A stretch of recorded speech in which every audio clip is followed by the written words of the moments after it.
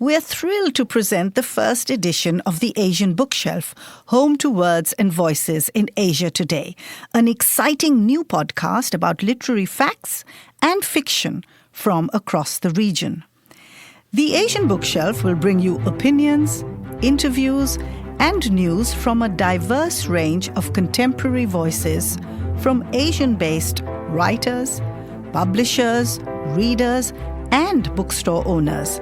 This is a deep literary conversation, so we'd love to hear your insights as well. This season, our spotlight is on Singapore.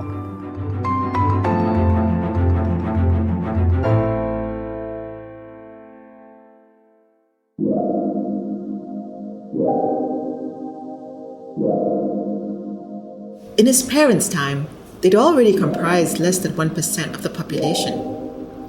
Each time he'd returned home from his postings at sea, there seemed to be fewer of them. He remembered how, growing up, his parents would make dinner table jokes about how their kind would soon vanish, like the vaquita had, as a few Eurasians left kept marrying into other cultures. Later, he began thinking it wasn't so much like a species dying of extinction. It was more like a drop of ink dissolving into a bowl of water. Slowly, the tendrils of pigment would fade and blend into the larger body, until finally, there would be no evidence the original color ever existed.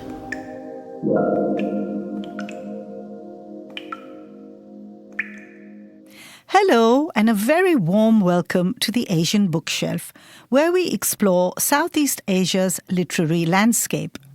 In this episode, episode 1 of the Asian Bookshelf, we will discuss Others is Not a Race by Melissa de Silva. Our focus is on its narrative structure and the theme of primary identity. I'm Devika Misra, a Singapore-based former radio journalist and editor, and now an English coach. I'm T.A. Morton, an Irish-Australian writer based in Singapore. My most recent novella is called Someone is Coming and is published by Monsoon Books. I'm Jon Gresham, and my debut novel Gus, The Life and Opinions of the Last Raffles-Banded Langueur, will be in the shops with Epigram Books. And we think the best way to begin is Melissa de Silva's Others is Not a Race. Originally published in 2017, it has been recently re-released by Monsoon Books.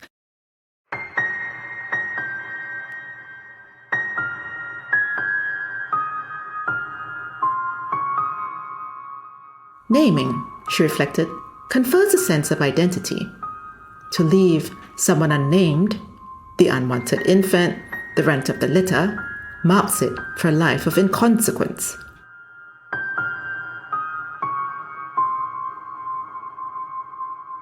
Tracy, you spoke to Melissa recently. Tell us about her. Well, Melissa has worked as a journalist and editor. She won the Singapore Literature Prize for Creative Nonfiction for this book, actually, back in 2018. And CNA did a show with Melissa recently about tracing the history of Singapore Eurasians, and it's called My Dibble Diaries, which was actually shown on TV last Christmas. You can also find it on YouTube. She is currently writing a new novel about climate change. Letter to anonymous policymaker regarding Others is Not a Race. Others, it said on the form. She considered that for a moment. What did others mean? Others from whose point of view? As if some were conferred insider status and some not. The others.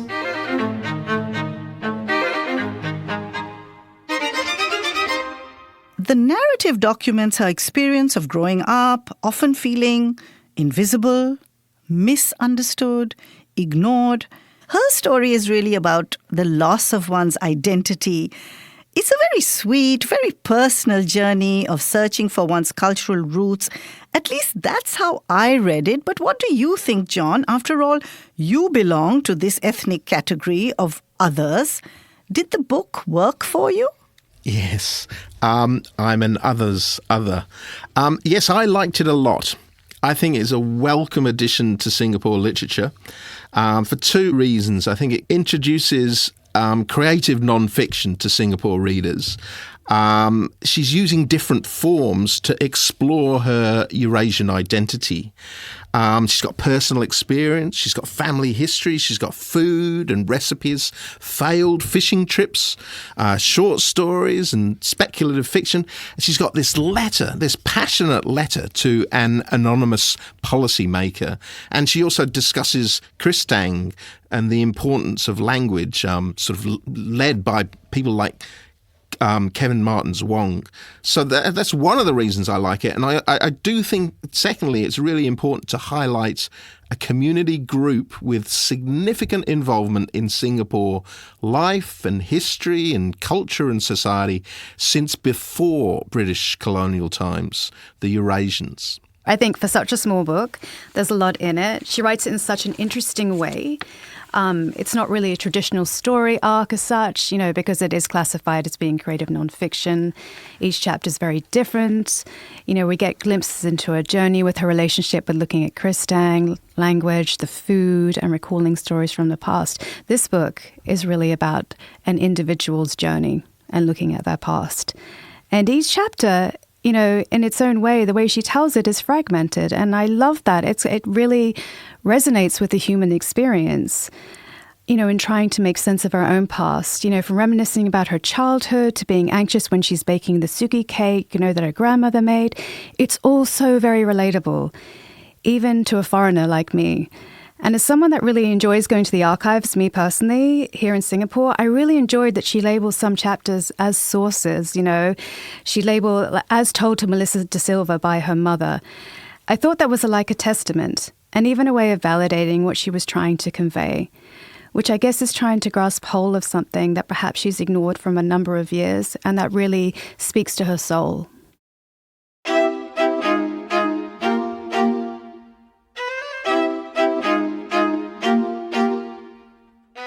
Others. Who determined which people were others and which people weren't? Just because there were fewer of them, did that mean they counted for less? Come on, they had been there since the beginning, except for the original Temasek dwellers. But since the first unions between the Portuguese and the Asians in Malaya in the 1500s, there were many Eurasians in colonial times and after independence who had contributed to the development of the country too. Yet, it was as if they'd been obscured from the official narrative. After decades of working together, building, and living side by side, did it come down to this? 6 meaningless letters on a form? Others.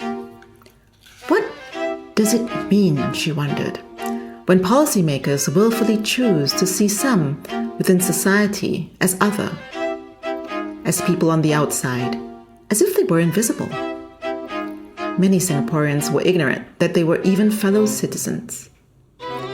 She recalled reading an article online, 7 things we can all learn from Joseph Schooling's Olympic win, something like that. And number 7 was, Eurasians are born and bred Singaporeans too. Wow, seriously? Like it was some kind of revelation. Why the ignorance? It was obvious. It was the Chinese, Malays, and Indians who were mentioned, in that order, at every official speech involving national policy matters. And others, they were mentioned too, last. And most Singaporeans had no idea who or what these others were, and who could blame them with such a foggy term. And so the perception that Singapore is only made up of Chinese, Malays, and Indians is reinforced over and over again, with each policy speech, each flourish of government data, effectively conditioning a nation. Again, it's another very sensitive area. And it's the aspect of how Eurasians leveraged their access to white privilege to survive and thrive, especially in colonial times. And that's probably a very sensitive area. So I can understand why Melissa probably shies away from that. But again, it's where I would like to see more analysis and more discussion of that and reflection by somebody from that community.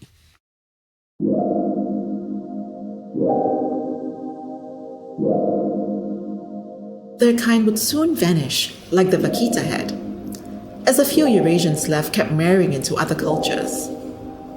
Later, he began thinking it wasn't so much like a species dying of extinction. It was more like a drop of ink dissolving into a bowl of water. Slowly, the tendrils of pigment would fade and blend into the larger body, until finally, there would be no evidence the original color ever existed. All memory of them would be blurred away, and the Singaporeans remaining would be free of an uncomfortable reminder of a time when Europeans had crowed at the top of the social ladder, and the Asians, indigenous to Singapore, as well as settlers from China, India, and the Indonesian archipelago, had allowed themselves to be ruled.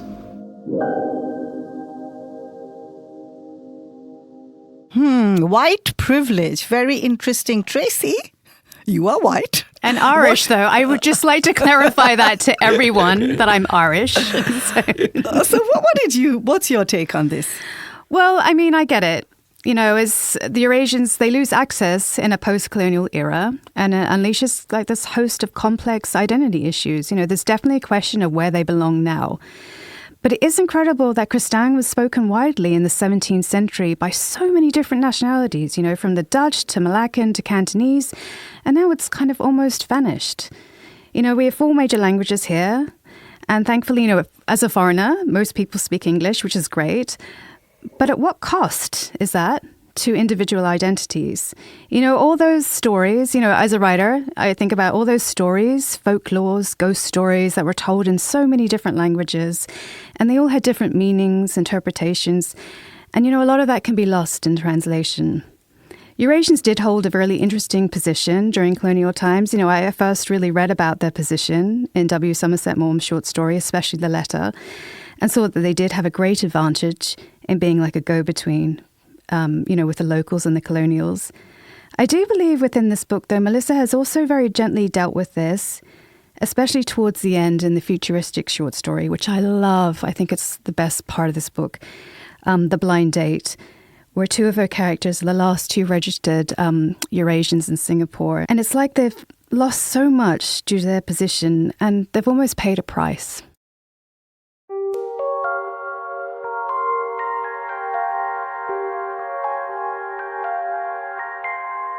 He lifts his face, and the gold flecks in his eyes spark.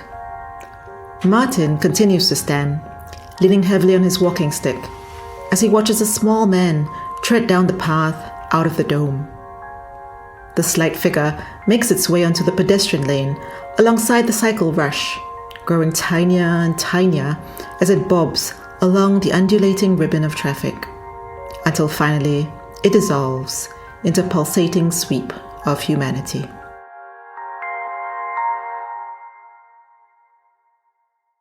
I hear you. Actually, in fact, in India, it was a very similar story. Singapore was, in fact, ruled out of British India for many years, and the Raj there too created a privileged social class, Macaulayism. That was an Indian administrator, a British Indian administrator. Macaulayism was a policy to promote an English-speaking elite, and this privileged English-speaking Indian elite served as a bridge between the white rulers and their native subjects. And I am cringing as I use these words, native and white. Yeah. But I see that similarity, and I think the Eurasians played that role here in the Straits settlements. I mean, when we say Straits settlements, we're talking about Singapore, Malacca, and Penang. So they played this role as the go-between between the rulers and the ruled, and that's how colonialism was so successful in Southeast Asia and in India. But my point here, Tracy, is things have changed. Mm-hmm. We do not have colonialism anymore. Life has moved on. Life has moved on a lot more in modern-day Singapore. So is Melissa de Silva just hanging on a bit as a naive romantic? I mean, is she just hankering back to old times for the sake of old times? do we really need to hang on to Kristang, a language that very few people have heard of, let alone actually speak? And then she talks about foods like suji. Suji is semolina cake. Do we need that in Singapore in 2024? Yes. I believe it's really important to hold on to these aspects of the past, and especially right now in Singapore. You know, we're faced day in and day out with living with these huge kind of multinational corporations, you know, and restaurants like McDonald's, KFC and Starbucks that are on every corner. I particularly liked it actually in the book when Melissa is sitting in a 24-hour Starbucks and she's trying to recall Eurasian dishes to someone in a very awkward conversation, and she can't recall any. And I love that juxtaposition of her sitting in a global brand like Starbucks, and then the fact she can't recall dishes she identifies herself with. It's almost as if this homogenization with global brands perhaps dilutes her own self-identity. I think she shows us here a certain vulnerability that comes with being identified with a race, especially one that she's trying to grab tightly hold of before, as she writes in the last chapter, before it's too late. Others is 1.6 of the demographic, which for me seems so small. It's really a question of identity within this book and race. But I would ask, is race the only identity marker here in Singapore today? Yeah, this is a really good question. I think it's a much more complex picture. John, what do you think? Look, I think government planning and policy making must look at an array of complex data points. And I think Singapore does that. I think there are socio-economic factors like household income, your job, your age, etc. And Singapore looks at those when it makes decisions. And again, it has in the constitution it's regardless of race and religion. But obviously there are sort of structural injustices and issues, but it's not my place to critique or analyse that, especially on this podcast, which is about the book. I do think identity is fluid, and it's important to view identity intersectionally with an understanding of power and structural relationships. I mean, we ourselves define ourselves in multiple ways, not just our race, not just our religion and class, but by our jobs, where we live, our school, our gender, our sexuality. We're more than one thing. And literature is great. Books are great at exploring this and the tensions arising. So I think it's important to understand the difference between roots, R-O-O-T-S, and roots. In a Stuart Hall, the cultural theorist sense, that's R-O-U-T-E-S. And Melissa's book does a good job at exploring the meaning of Eurasian in terms of R-O-U-T-E-S, where you're looking at the experiences of a community, the connections and relationships made and flourishing within that community. And it's not in a dogmatic or an exclusionary way, but it's a book that embraces the things that mean a lot to people in that Eurasian community. And I think that's what she does really, really well. She highlights the things that have meant so much to a lot of Eurasian people. Yes, absolutely. And I completely see where you're coming from. I mean, it's not for us to critique the CMIO policy, because if you critique it, the question is, what does one replace it with? Exactly. Very big question. So I think we should see this work in the context of a sense of sadness, not just about the loss of privilege, though that, of course, indeed, it may play a role, but more in the context of the loss of community. So there's a vulnerability here more than just anger. Sadness, really, I suppose, rather than just nostalgia for nostalgia's sake. So there is a sense of vulnerability to all our pasts. And it's not only because this category has gotten so diluted here in Singapore. Eroding ethnic categories is in fact a reflection of modern life, of globalization, interracial marriage. But literature, as John said, is one of the most effective and impactful ways to combat our collective past being erased. It helps in grounding our identity, and in so can help ground ourselves in the modern world. In this work, this has been achieved far more powerfully, I think, than any other Eurasian story that I know of. But of course, I would like to ask any readers out there if they know of any other Eurasian story that deals with similar issues. So thanks to everybody. Thanks, John. Thanks, Devika. And to Melissa de Silva. We hope that you've enjoyed this episode of the Asian Bookshelf and have a deeper understanding of Melissa de Silva's Others Is Not a Race.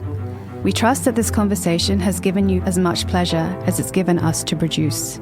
Of course, our interpretations and opinions aren't the only valid ones, and we'd love to hear from you at contact@theasianbookshelf.com or in the show notes below. Please follow or subscribe to the Asian Bookshelf on your favorite podcast platform. You can also find us on X, formerly Twitter, @AsianTheBooks, and Facebook and Instagram @The Asian Bookshelf. And do join us for our next insightful conversation. Coming up is Elaine Chu's new fantasy romance, The Light Between Us, where we'll be joined by the author herself and focus on the magical power of images across time and space. Many thanks for listening to the Asian Bookshelf, home to words and voices from Asia today.